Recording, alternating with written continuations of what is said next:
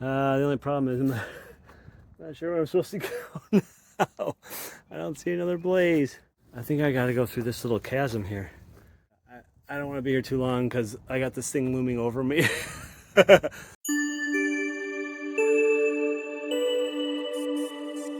Good morning, campers. Before I head out, I just wanted to show you a few things at this Tumbling Run shelter. There are actually two shelters. One, as you can see, is for people who snore. And the other one next door is for the people who don't snore. A little picnic pavilion back there with a picnic table, and there's even a rose on the table. Look at that, there's a rose. It's a fake rose. Nice campsite. They got pea gravel laid down so it's not so muddy. They've marked everything with these nice posts. You don't normally see this. So you got a post here indicating where hammocks should go. There's your spring post. There's a sign indicating tent sites down that way, which is where I was.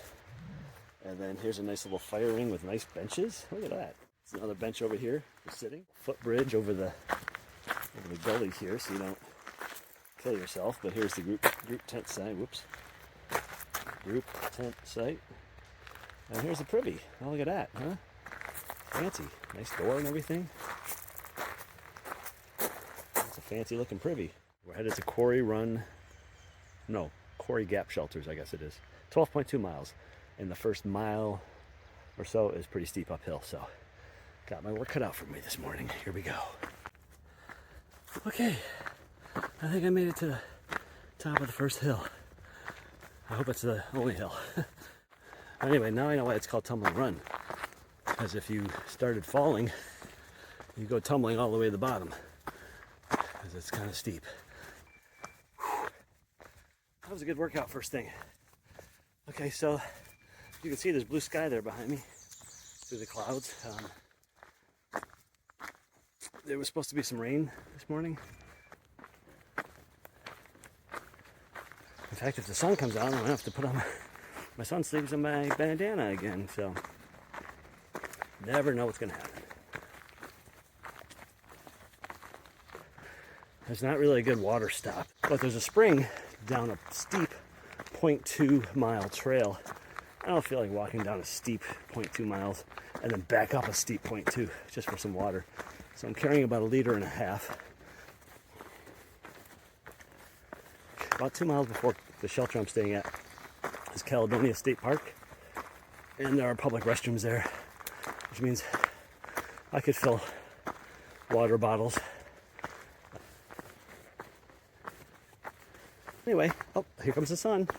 Sun's poking out. Look at that. There's shadows. Oh gosh. So who knows what the day is going to be like.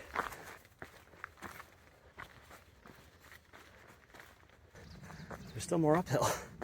It keeps faking me out. It keeps going up and then it levels out for a little while. I'm like, oh, that wasn't so bad. Then, oh wait, there's more up. Oh, okay. Then it levels out. Oh, that wasn't so bad. More uphill. Then it levels out. That wasn't so bad. So I've done that. It's done that like 3 or 4 times. I'm finally there. I'm finally at the top. I don't see any other way I could go uphill from here. Oh, it feels good to have the biggest climb of the day over, I'll tell you that. Here's something kind of cool. I'm hiking north, and the woods on my left, which would be the west side of the trail, are mostly coniferous, or at least a lot of evergreen trees in there. Then you get over to the other side of the trail, which would be the east side of the trail, and you see no coniferous trees. It's all deciduous. Completely. So, I don't know what's different between both sides of the trail. So interesting how these microclimates work. Ask yourself if there's anywhere you can go right now where you don't hear anything except the sounds of nature. You don't hear cars, you don't hear music, you don't hear voices, you don't hear airplanes, you hear nothing. Just some birds chirping.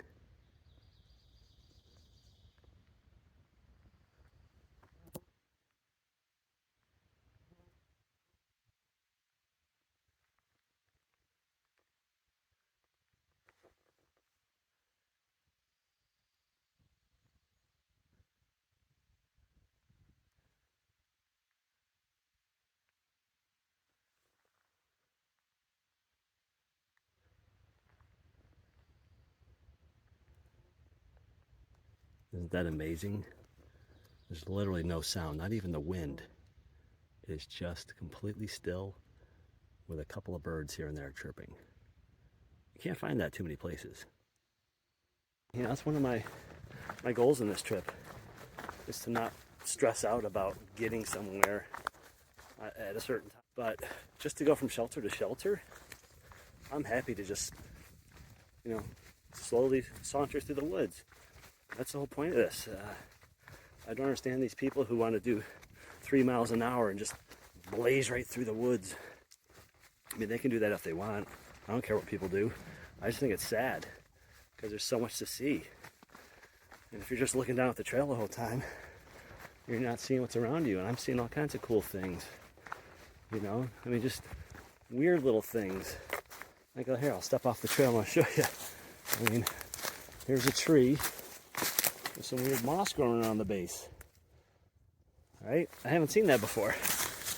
And I bet you 99% of the people walking through here wouldn't have seen that. Some of the insects I've shot video of, that cool millipede, butterflies, bees, other bugs. Nobody's noticing those things. Well, almost nobody. I am. I want to share that thought that this is my favorite thing. When the weather's nice, it's cool, the sun's not beating down on me, I'm out here, there's no one else around, it's totally quiet. I mean, the only thing I can hear are the birds and my own thoughts. And I mean, you can't get any better than that, right? It's good psychotherapy for you. And the fresh air helps too. You know, you're getting physical exercise, you're breathing fresh air, you don't have all of the artificial stuff from modern life imposing on you. You don't have smells of exhaust, you don't have car noises, even in the distance, just that roar, that quiet roar of cars on a highway in the distance. No planes flying overhead, no other people talking or laughing, no music playing. It's just, you really can't buy an experience like this. You have to put in the effort to come out and do it. This is the only time that the modern world encroaches on the natural world, is when you pass one of these sections where they've clear cut a bunch of woods to run either telephone lines or electrical lines across the mountainside. And it's kind of an eyesore, but I know it's a necessity. Hopefully someday everything will be wireless or underground and we won't have to look at stuff like this anymore. So it's clouded over quite a bit. It's pretty much just all overcast, as you can see. There's no more blue sky, no more fluffy clouds. It's a little bit foggy and misty deeper in the woods. And it's cooled off a little bit. I'm wondering if we might get a spot of rain. Whoa, that looks like a monster roaring, a rock monster. And its mouth is a cave that a bear lives in or something. It's time for lunch. Now I'm doing something different for lunch that I haven't done before. I've got my cold soaking jar here, which is what I used to eat out of. I don't cold soak normally. I normally cook in here. I put my dehydrated meal in there, throw boiling water in, let it sit for 20 to 30 minutes, and then eat it. But today I decided to try something different. I got one of those Knorr sides, those pasta sides. This is rotini pasta with basil pesto. And I put it in there this morning, and I dumped in 2 cups of boiling water, and I sealed it up. It's been in here over 4 hours. I added some TVP, that is textured vegetable protein, in case you're wondering. It looks like it's rehydrated. There's my Appalachian Trail Conservancy sticker that I got when I was at the festival in Harper's Ferry. We're gonna try this.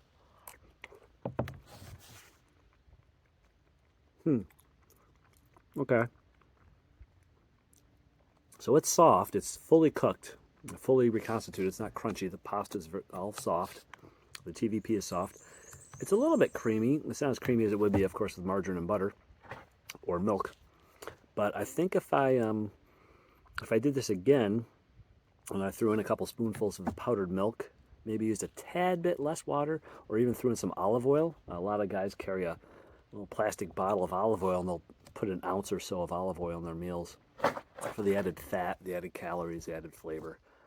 I think this would be pretty good. I'm way ahead of schedule. It is literally just a few minutes after noon, and I've got 5.4 miles to go. Be a good shelter. I hear there's some wooden platforms there for tents. In my tent, I can make freestanding, so I can use those platforms. Many other people cannot. They have trekking pole tents that have to be pitched on dirt. Just thought I'd share this with you. There's a blaze right there on that tree. And there's the trail down there. Looks pretty decent, right? Except I have to go over this stuff.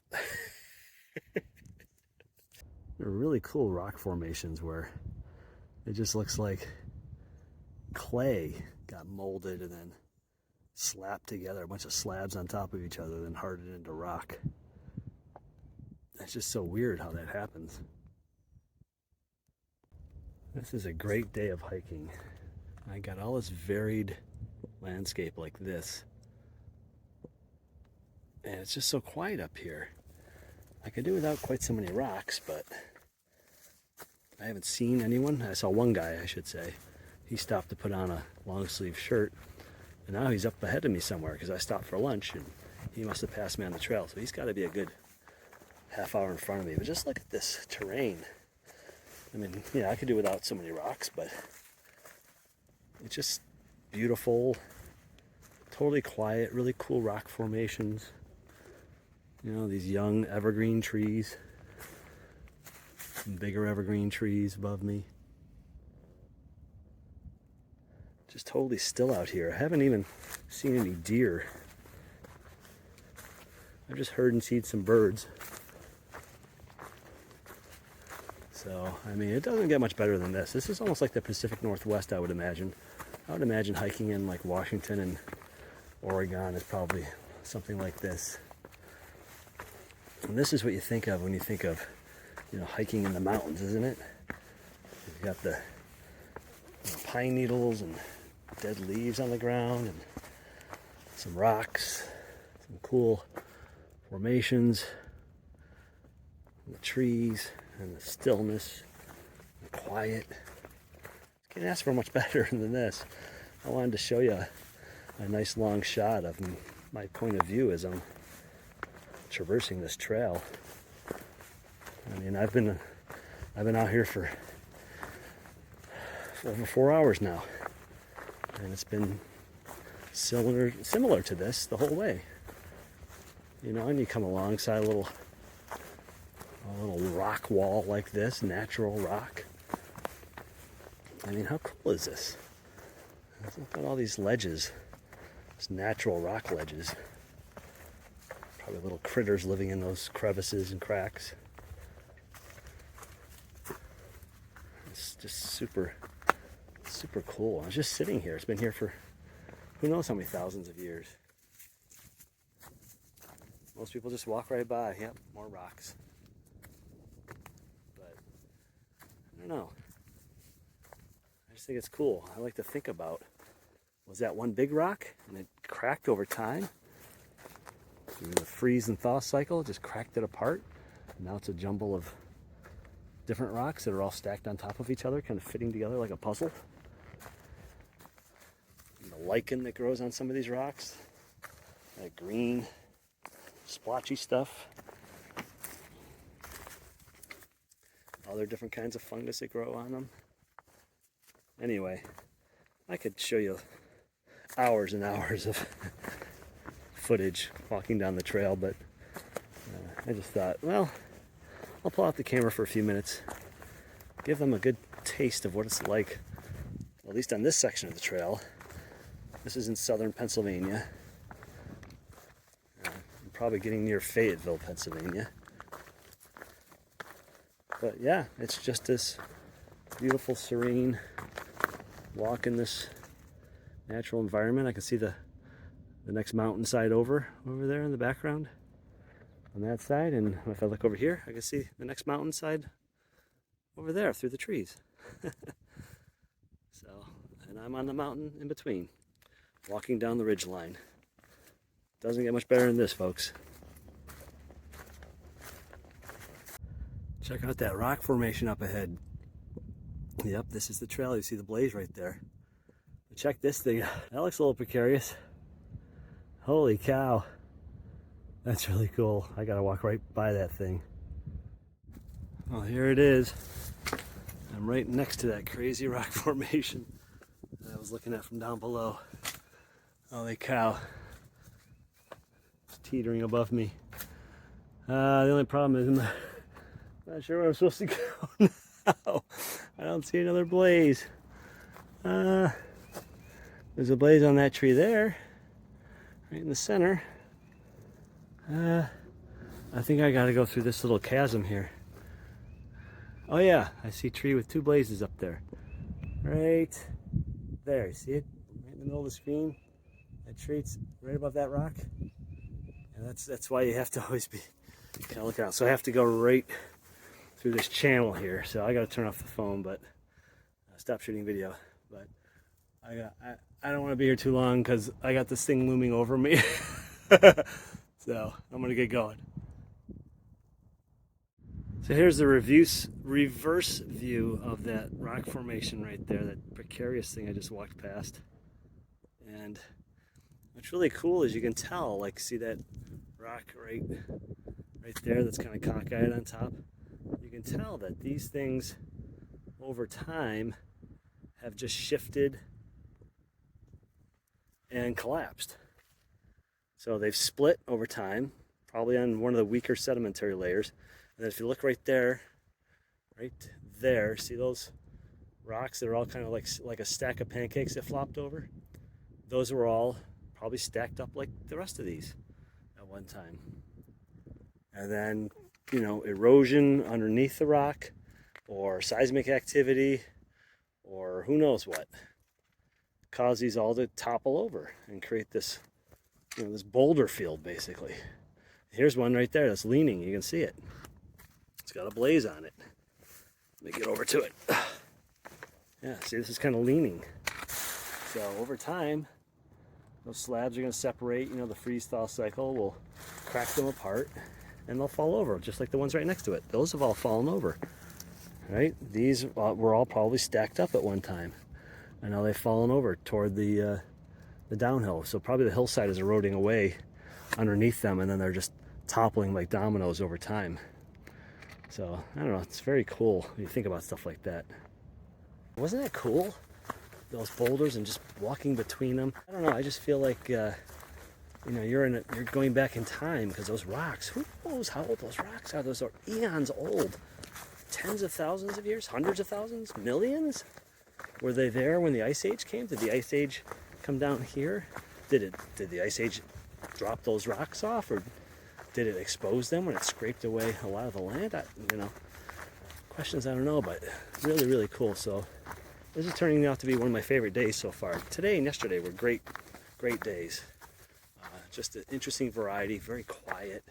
And today's even better because there's no sun. It's just been so quiet, just a very gentle breeze. So I no sooner got done talking about how today was about my favorite day of hiking so far, and it started raining. Stop, put my rain jacket on. And sure enough, as soon as I did, it stopped again. Okay, the rain has started again, so this might be my last video of the day. I have to be careful. It might be slippery. Tree roots get slippery when it's wet, and some rocks do as well, the lichen and moss and whatnot. I just want to get down to Caledonia State Park safely. I might duck under the pavilion and have a snack and just wait to see if this rain passes.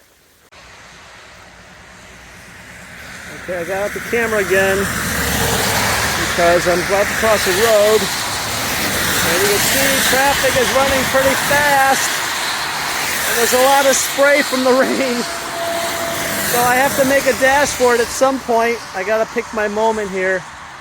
I'm walking in a less than exciting path alongside US Route 30.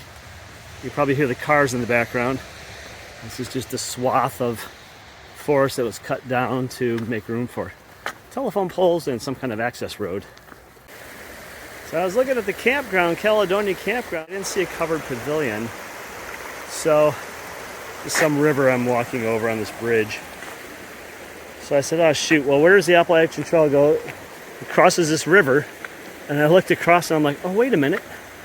Right there. There's a covered pavilion with picnic tables. Just a few steps off the trail. So I'm gonna take a break under there for a little bit. And the rain has tapered off. And I'm coming into the final stretch of the shelter. Pretty good day overall. I have a little bit of a scratchy throat. And I'm hoping it's just because I slept with my mouth open last night and I'm not like getting a sore throat. And I don't have any medicine with me. I just have like ibuprofen and stuff for like antidiarrheals and stuff like that. I don't have like cold medicine or cough drops or anything like that. Now here is a true instance of the green tunnel. This is about the closest I've seen to an actual green tunnel since I started down in Rockfish Gap. I better get used to this view because there's a lot more of this to come in the months ahead. Wow, check this out. It's like a literal stone staircase up the hill. I love it. Okay, I want to show my Tarp Tent Double Rainbow LI in freestanding mode on a tent platform. So here it is. You can see I've got my pole, my trekking pole, and then the cross pole from the tent. Now the key here is you want that snug. You want this strap snug, but not as tight as you can get it.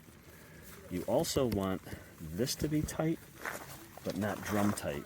You'll notice if you loosen these, it takes a lot of the pressure off the trekking pole and this gets kind of slack.